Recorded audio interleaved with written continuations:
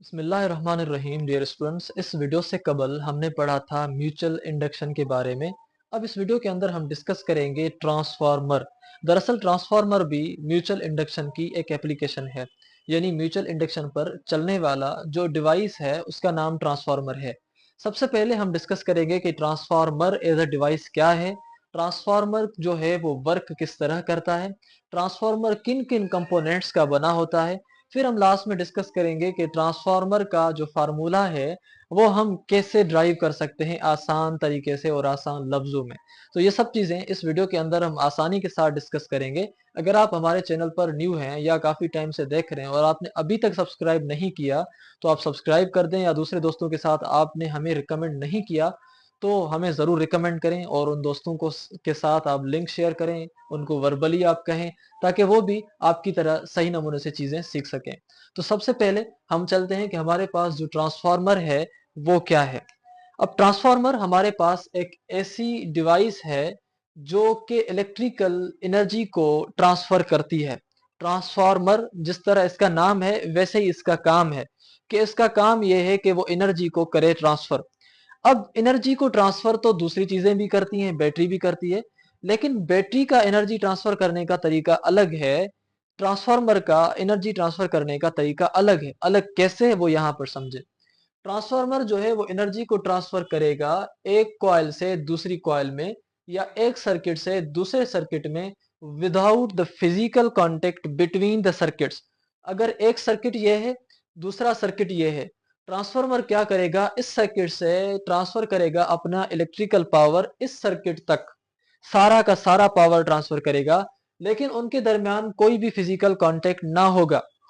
ऐसे किस्म की फिजिकली ट्रांसफर कर रहे लेकिन उनका आपस में कोई भी फिजिकल कांटेक्ट या इलेक्ट्रिकल कांटेक्ट ना हो, फिर भी इलेक्ट्रिकल एनर्जी को वो ट्रांसफर कर ले, तो ऐसी डिवाइस का नाम ट्रांसफार्मर है।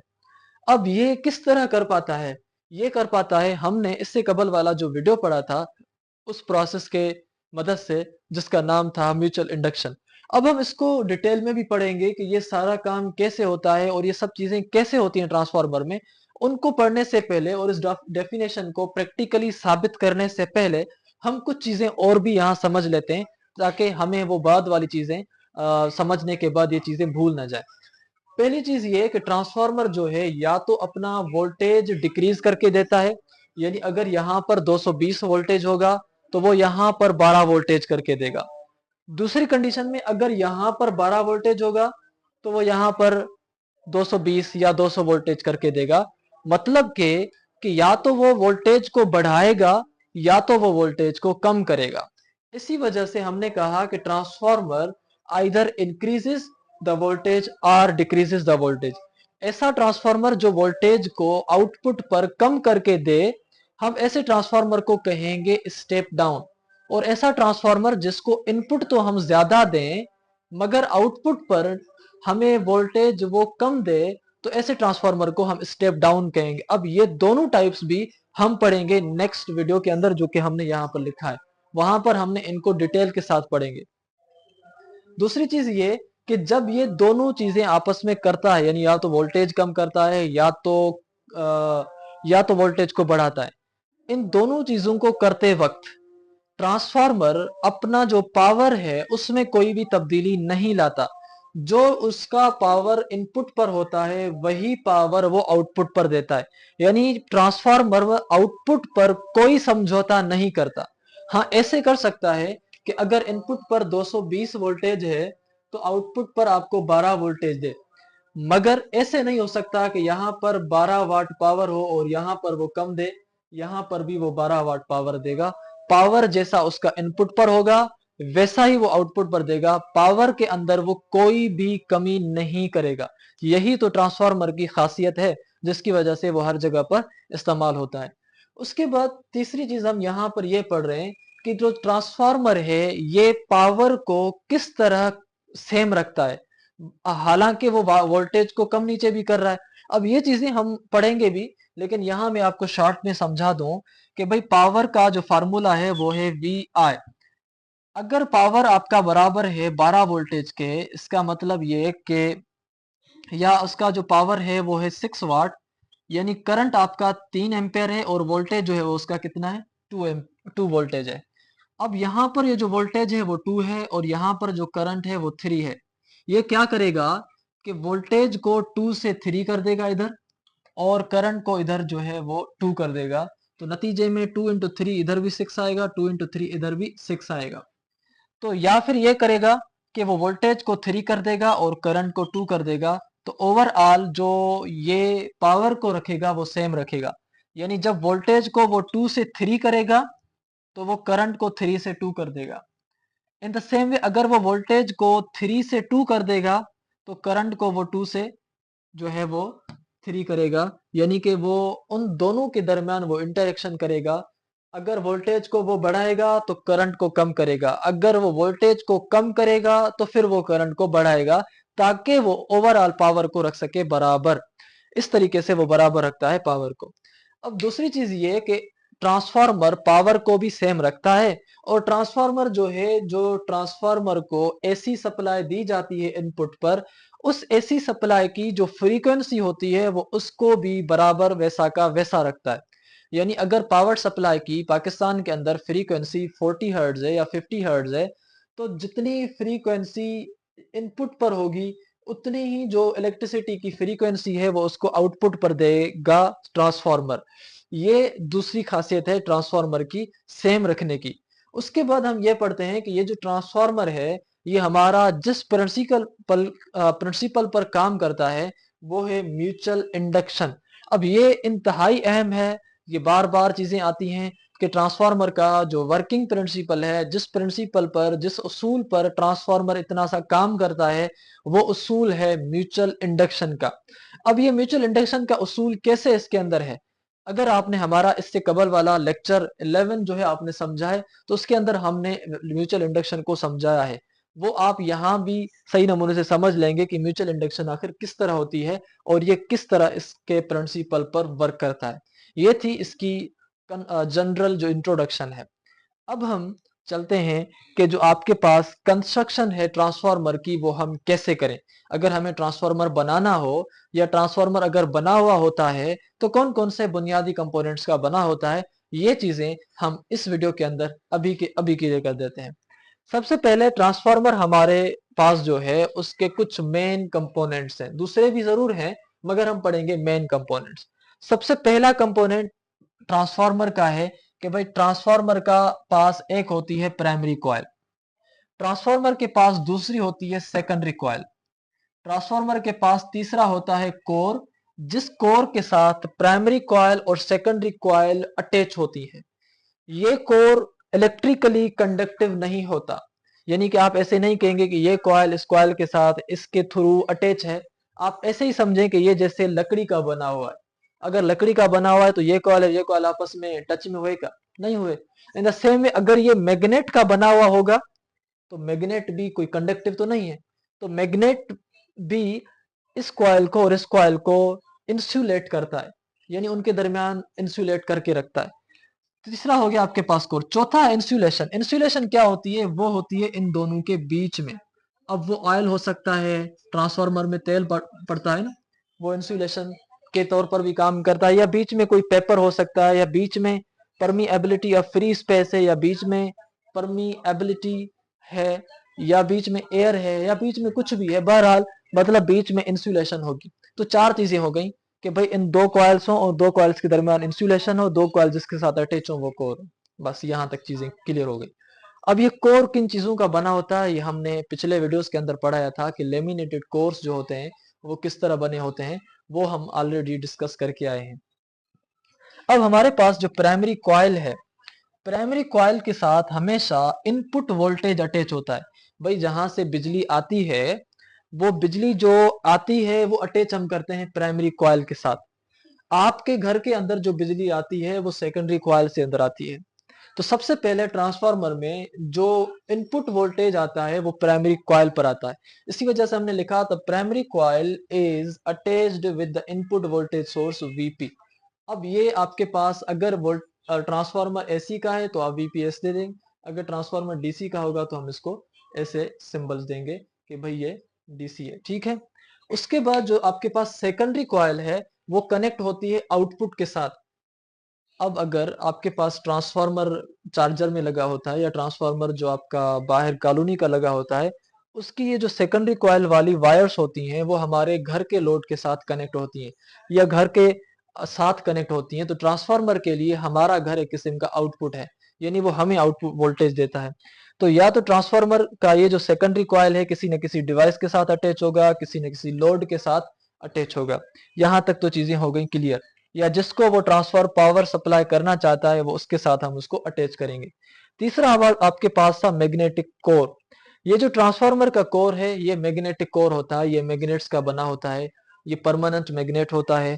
और ये मटेरियल जिसकी हाई मैग्नेटिक परमिएबिलिटी होती है, ये हम उसका बना हुआ लेते हैं इसको। और दूसरी चीज ये कि ये जो आपके पास कोर होता है ये लेमिनेटेड कोर होता है। अब लेमिनेटेड कोर का मतलब है कि जिस तरह आपके पास एक बुक है और ये आपके पास, और आपके पास इस बुक को आप समझेंगे कि एक पूरा सॉलिड कोर है। अब अगर आप इसको अंदर देखेंगे, इसकी बारीकी में जाएंगे तो ये छोटी छोटी स्ट्रिप्स का बना हुआ है। तो लेमिनेटेड कोर ऐसे होता है कि वो बाहिर तो आपके पास एक पूरा सा मतलब कोर दिखता है, लेकिन वो अंदर जब आप उसको खोलेंगे तो वो छोटी छोटी स्ट्रिप्स का बना होगा, जिस तरह ये बुक आपका पेपर्स का बना हुआ है। वो इसलिए हम करते हैं ताकि हम उनको एडी करंट से जो है वो बचा सकें। तो लेमिनेटेड कोर हम ऐसे कोर्स को कहते हैं जो छोटी छोटी स्ट्रिप्स मिलाकर एक बड़ा सा आप कोर बनाए। वो कोर क्यों बनाए, लेमिनेटेड कोर हम क्यों चाहिए, वो हमने एडी करंट्स के अंदर डिस्कस किया है। एडी करंट्स को प्रिवेंट कैसे किया जा सके, ये सब चीजें हमने आसानी के साथ ऑलरेडी डिस्कस की हुई हैं। आपने अगर वो हमारे लेक्चर्स नहीं देखे तो वो जरूर जाकर लेक्चर्स देखें। अब हमारे पास दूसरा है कि भाई ये जो आपके पास इंसुलेशन है इसका काम ये होता है कि वो प्रिवेंट करे electrical contact between primary and secondary coil. भाई प्राइमरी कॉइल और सेकेंडरी कॉइल का आपस में कोई भी इलेक्ट्रिकल कांटेक्ट ना हो, आपस में उनका कोई भी फिजिकल कांटेक्ट ना हो, आपस में वो टच ना करें। उनको टच ना करने के लिए बीच में जिस चीज को रखा जाएगा वो आपके पास इंसुलेटर या इंसुलेटिंग मटेरियल होता है। अब ये हो गया इसका सिर्फ कंस्ट्रक्शन हमने पढ़ा, ये पढ़ी थी हमने उसकी बेसिक डिटेल। अब हम जा रहे हैं मेन पार्ट के ऊपर जिसमें हम उसकी वर्किंग भी पढ़ेंगे, जिसमें हम उसकी वर्किंग के साथ साथ उसका फार्मूला भी बनाते जाएंगे। सबसे पहले आप यहां पर यह समझें, जैसे ही प्राइमरी कॉइल में वोल्टेज आता है तो वो करंट आपका इस प्राइमरी कॉइल के अंदर मैग्नेटिक फील्ड बनाता है। अब जब ये मैग्नेटिक फील्ड बनाता है तो वो मैग्नेटिक फील्ड इसके अंदर जो बनी, वो मैग्नेटिक फील्ड इंटरेक्ट करती है इस सेकेंडरी कॉइल के साथ भी। जैसे ही वो सेकेंडरी कॉइल के साथ ईएमएफ इंटरेक्ट करती है तो चेंजिंग ईएमएफ या चेंजिंग मैग्नेटिक फील्ड जो यहां पर बनी मैग्नेटिक फील्ड और उसके साथ इंटरेक्ट हुई, तो मैग्नेटिक फील्ड का चेंज होना इंड्यूस कर देगा ईएमएफ को सेकेंडरी कॉइल के अंदर। अब यही सेम प्रिंसिपल हमने म्यूचुअल इंडक्शन के अंदर पढ़ा है, वहां हमने इस सिंपल चीज को डिटेल के साथ डिस्कस किया हुआ है। यहाँ पर तो एक छोटी सी चीज आ रही है, वहां पर सिर्फ हमने पढ़ा ही इस हिस्से को है कि जब भी मैग्नेटिक फील्ड चेंज होगी प्राइमरी कॉइल में तो उसका चेंज होना इंड्यूस करेगा ईएमएफ को सेकेंडरी कॉइल के अंदर, और ये ईएमएफ जो इंड्यूस होगी सेकेंडरी कॉइल के अंदर वो हमें एज आउटपुट लास्ट में मिलेगी। अब यहाँ पर दो चीजें हैं आपके पास। पहली चीज कि जब आप प्राइमरी कॉइल से वोल्टेज को सप्लाई करते हैं, जैसे कि हमने यहाँ भी लिखा है, तो करंट के चेंज होने की वजह से यहाँ पर जो ईएमएफ है वो इंड्यूस इस प्राइमरी कॉइल के अंदर भी हो जाएगी। अब जब इंड्यूस हो जाएगी इस कॉइल के अंदर ईएमएफ, तो वो जो ईएमएफ यहाँ पर अब इंड्यूस हुई वो मैग्नेटिक फील्ड अपनी क्रिएट करेगा। तो पहला तो मतलब ये हुआ कि यहाँ पर प्राइमरी कॉइल में करंट आने की वजह से इस प्राइमरी कॉइल के अंदर भी एक किस्म का करंट इंड्यूस होगा। अब अकॉर्डिंग टू फेराडेज लॉ, जब आपके पास ईएमएफ इंड्यूस होती है तो ईएमएफ का फार्मूला है EMF is equal to minus N into delta phi over delta T. अब ये चूंकि ईएमएफ इंड्यूस हुई है प्राइमरी कॉइल के अंदर प्राइमरी करंट की वजह से प्राइमरी कॉइल के अंदर, इसको आप सेल्फ इंड्यूस्ड ईएमएफ कहेंगे, और ये इसी के अंदर इंड्यूस हुई है। इसी वजह से आप कहेंगे कि ये ईएमएफ जो है वो इंड्यूस हुई है प्राइमरी कॉइल के अंदर और प्राइमरी कॉइल के एन टर्न्स के अंदर। इसी वजह से इसका फार्मूला हो जाएगा EMF of primary coil is equal to minus NP into delta phi over delta T. ये आपके पास इक्वेशन नंबर हो गई 2। दूसरी इक्वेशन, जब आपकी EMF इंड्यूस होगी सेकेंडरी कॉइल के अंदर, तो उसका भी फार्मूला यहां पर बनना चाहिए। तो इसी वजह से हमने यहां कहा कि also EMF is induced in the secondary coil due to the changing magnetic flux.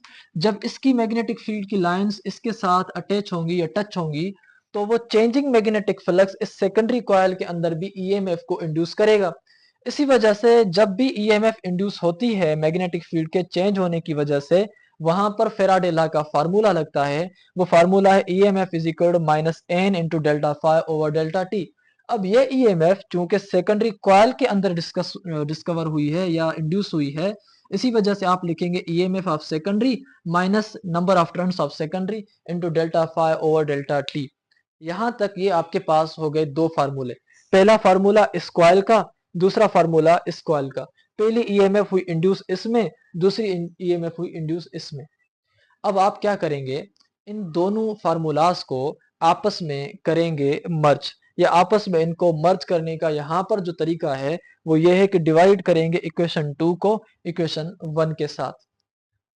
अब जब आप डिवाइड कर रहे हैं इक्वेशन 2 को बाय इक्वेशन 1, तो इक्वेशन 2 क्या है आपके पास, ES is equal to minus NS into delta phi over delta T. और इक्वेशन 2 आपने 1 उसके साथ डिवाइड करनी है, EP is equal to minus NP divided by delta phi over delta T. अब आप यहाँ पर कुछ चीजें देख रहे हैं कि भाई ये जो delta phi over delta T है और यहाँ भी है, ये दोनों एक दूसरे को कर देंगे कैंसिल आउट। अब जैसे इन्होंने एक दूसरे को कैंसिल आउट किया, तो अब यहाँ पर कुछ भी ना बचा। यहाँ पर अब बचा EMF secondary EMF primary is equal to minus minus minus minus, यहाँ पर हो जाएंगे कैंसिल, क्योंकि माइनस और माइनस इंटू में प्लस हो जाती हैं, और यहाँ भी एक दूसरे को कर देंगे cancel. NS divided by NP, तो ये आपके पास यहाँ पर बचा सेम। अब यहाँ पर ये फार्मूला आपका आ चुका है ट्रांसफार्मर की EMF का, कि वो किन किन चीजों पर डिपेंड करती है। लेकिन EMF जो है एक किस्म का वोल्टेज है, EMF जो है एक किस्म का पोटेंशियल डिफरेंस है। इसी वजह से जहां पर EMF प्रोड्यूस होती है, हम उसको शो करते हैं वोल्टेज के साथ। इसी वजह से हमने यहाँ पर लिखा कि भाई EMF की जो सिंबल है वो हमारी बराबर है वोल्टेज के। तो जहां पर EMF सेकेंडरी लिखा था वहां पर आपने लिखा वोल्टेज सेकेंडरी, जहां पर EMF प्राइमरी लिखा था वहां पर आपने लिखा voltage of primary is equal to NS divided by NP। अब ये फार्मूला है आपके पास ट्रांसफार्मर के अंदर जो EMF इंड्यूस होती है वो किस तरह एक दूसरे के ऊपर मैग्नेटिक फ्लक्स की लिंकेज की वजह से वो आपस में इंटरलिंक्ड हैं। तो ये फार्मूला है। अब ये फार्मूला हमें किस काम आएगा, ये फार्मूला हमें क्या क्या चीजें बताता है, ये सब चीजें हमें स्टेप अप और स्टेप डाउन ट्रांसफार्मर के अंदर हमें ये फार्मूला एलाबोरेट करके देगा। ये फार्मूला हमें बताएगा कि कौन सा ट्रांसफार्मर स्टेप अप है, कौन सा ट्रांसफार्मर स्टेप डाउन है, और उनकी क्या एप्लीकेशन है, और वो कहाँ इस्तेमाल होते हैं, और वो कैसे बनते हैं। ये सब चीजें हम अभी स्टार्ट करने जा रहे हैं लेक्चर जो हमारा नेक्स्ट है उसके अंदर। तो मिलेंगे उस वीडियो के अंदर, तब तक दीजिएगा इजाजत। अल्लाह हाफिज।